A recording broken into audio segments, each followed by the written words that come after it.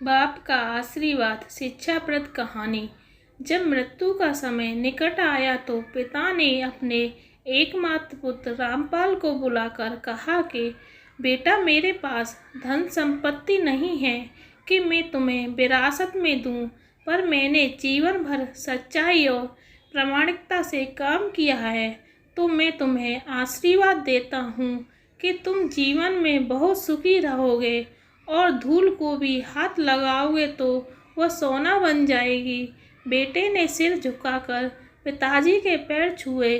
पिता ने सिर पर हाथ रखकर आशीर्वाद दिया और संतोष से अपने प्राण त्याग कर दिए। अब घर का खर्च बेटे रामपाल को संभालना था। उसने एक छोटी सी ठेला गाड़ी पर अपना व्यापार शुरू किया। धीरे धीरे व्यापार बढ़ने लगा।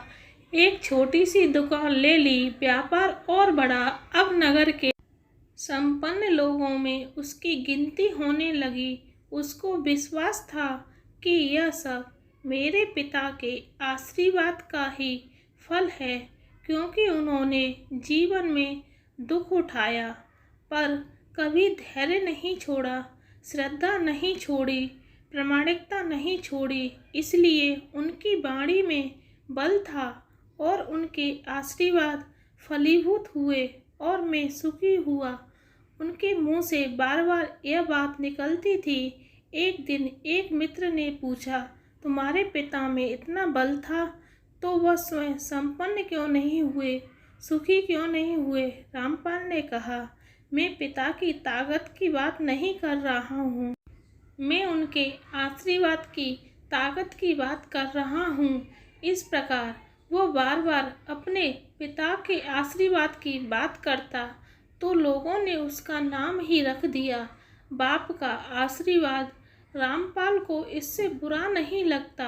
वो कहता कि मैं अपने पिता के आशीर्वाद के काबिल निकलूं, यही चाहता हूँ। ऐसा करते हुए कई साल बीत गए। वो विदेशों में व्यापार करने लगा। जहाँ भी व्यापार करता उससे बहुत लाभ होता। एक बार उसके मन में आया कि मुझे लाभ ही लाभ होता है, तो मैं एक बार नुकसान का अनुभव करूं। तो उसने अपने एक मित्र से पूछा कि ऐसा व्यापार बताओ कि जिसमें मुझे नुकसान हो। मित्र को लगा कि इसको अपनी सफलता का और पैसों का घमंड आ गया है। इसका घमंड दूर करने के लिए इसको ऐसा धंधा बताऊं कि इसको नुकसान ही नुकसान हो। तो उसने उसको बताया कि तुम भारत में लौंग खरीदो और जहाज में भरकर अफ्रीका के जंजीबार में जाकर बेचो। रामपाल को यह बात ठीक लगी।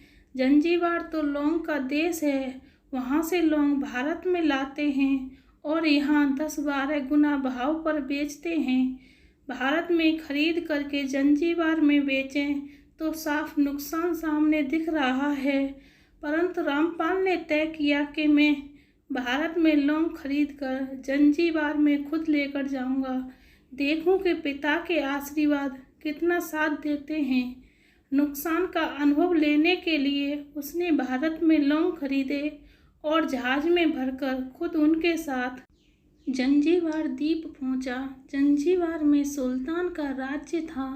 रामपाल जहाज से उतरकर और लंबे रेतीले रास्ते पर जा रहा था। वहाँ के व्यापारियों से मिलने को उसे सामने से सुल्तान जैसा व्यक्ति पैदल सिपाहियों के साथ आता हुआ दिखाई दिया। उसने किसी से पूछा कि ये कौन हैं? उन्होंने कहा, यह सुल्तान हैं। सुल्तान ने उसको सामने देखकर उसका परिचय पूछा। उसने कहा, मैं भारत के गुजरात के सूरत का व्यापारी हूँ और यहाँ पर व्यापार करने आया हूँ। सुल्तान ने उसको व्यापारी समझकर उसका आदर किया और उससे बात करने लगा। रामपाल ने देखा कि सुल्तान के साथ सैकड़ों सिपाही हैं, परंतु उनके हाथ में तलवार, बंदूक आदि कुछ भी न होकर बड़ी बड़ी छलनियाँ हैं। उसको आश्चर्य हुआ। उसने विनम्रता पूर्वक सुल्तान से पूछा, आपके सैनिक इतनी छलनी लेकर के क्यों जा रहे हैं? सुल्तान ने हंसकर कहा, बात यह है कि आज सवेरे मैं समुद्र तट पर घूमने आया था, तब मेरी उंगली से एक अंगूठी यहाँ कहीं निकल कर गिर गई। अब रेत में अंगूठी कहाँ गिरी है पता नहीं, तो इसलिए मैं इन सैनिकों को साथ लेकर आया हूँ। यह रेत छानकर मेरी अंगूठी उससे तलाश करेंगे। रामपाल ने कहा, अंगूठी बहुत महंगी होगी। सुल्तान ने कहा, नहीं, उससे बहुत अधिक कीमत वाली अनगिनत अंगूठी मेरे पास है, पर वह अंगूठी एक फकीर का आशीर्वाद है। मैं मानता हूँ कि मेरी सल्तनत इतनी मजबूत और सुखी उस फकीर के आशीर्वाद से है, इसलिए मेरे मन में उस अंगूठी का मूल्य सल्तनत से भी ज़्यादा है। इतना कहकर के सुल्तान ने फिर पूछा, बोलो सेठ, इस बार आप क्या माल लेकर आए हो? रामपाल ने कहा कि लौंग। सुल्तान के आश्चर्य का ठिकाना नहीं रहा। यह तो लौंग का ही देश है सेठ, यहाँ लौंग बेचने आए हो? किसने आपको ऐसी सलाह दी? जरूर वह कोई आपको दुश्मन होगा। यहाँ तो एक पैसे में मुट्ठी भर लौंग मिलते हैं, यहाँ लौंग को कौन खरीदेगा? और तुम क्या कमाओगे? रामपाल ने कहा, मुझे यही देखना है कि यहाँ पे भी मुनाफा होता है या नहीं। मेरे पिता के आशीर्वाद से आज तक मैंने जो धंधा किया उसमें मुनाफा ही मुनाफा हुआ, तो अब मैं ये देखना चाहता हूँ कि उनके आशीर्वाद यहाँ भी फलते हैं या नहीं। सुल्तान ने पूछा, पिता के आशीर्वाद, इसका क्या मतलब? रामपाल ने कहा, मेरे पिता सारे जीवन ईमानदारी और प्रामाणिकता से काम करते रहे, परंतु धन नहीं कमा सके। उन्होंने मरते समय मुझे भगवान का नाम लेकर मेरे सिर पर हाथ रखकर आशीर्वाद दिए थे कि तेरे हाथ में धूल भी सोना बन जाएगी। ऐसा बोलते बोलते रामपाल नीचे झुका और जमीन की रेत से एक मुट्ठी भरी और सम्राट सुल्तान के सामने मुट्ठी खोलकर उंगलियों के बीच में से रेत नीचे गिराई, तो रामपाल और सुल्तान दोनों का आश्चर्य का पार नहीं रहा। उसके हाथ में एक हीरे जड़ित अंगूठी थी। यह वही सुल्तान की गुमी हुई अंगूठी थी। अंगूठी देखकर सुल्तान बहुत प्रसन्न हो गया।